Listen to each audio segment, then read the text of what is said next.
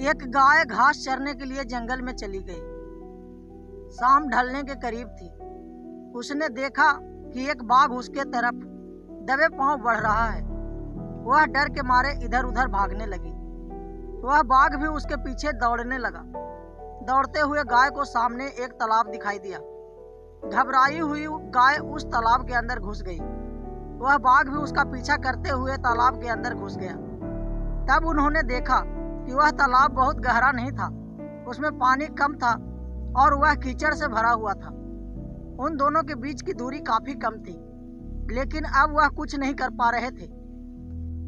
वह गाय उस कीचड़ के अंदर धीरे धीरे धंसने लगी। वह बाघ भी उसके पास होते हुए भी उसे पकड़ नहीं सका। वह भी धीरे धीरे कीचड़ के अंदर धंसने लगा। दोनों भी करीब करीब गले तक उस कीचड़ के अंदर फंस गए। दोनों हिल नहीं पा रहे थे। गाय के करीब होने के बावजूद वह बाघ उसे पकड़ नहीं पा रहा था। थोड़ी देर बाद गाय ने उस बाघ से पूछा, क्या तुम्हारा कोई गुरु या मालिक है? बाघ ने गुर्राते हुए कहा, मैं तो जंगल का राजा हूँ, मेरा कोई मालिक नहीं है, मैं खुद ही जंगल का मालिक हूँ।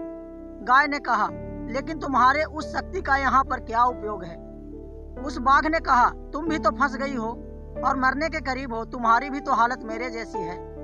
गाय ने मुस्कुराते हुए कहा, बिल्कुल नहीं, मेरा मालिक जब शाम को घर आएगा और मुझे वहाँ पर नहीं पाएगा तो वह ढूंढते हुए यहाँ जरूर आएगा और मुझे इस कीचड़ से निकाल कर अपने घर ले जाएगा।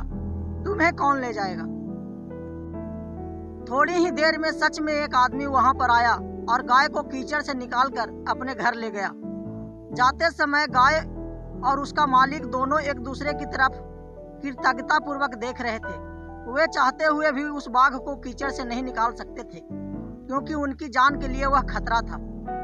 गाय समर्पित हृदय का प्रतीक है, बाघ अहंकारी मन है और मालिक सद्गुरु का प्रतीक है।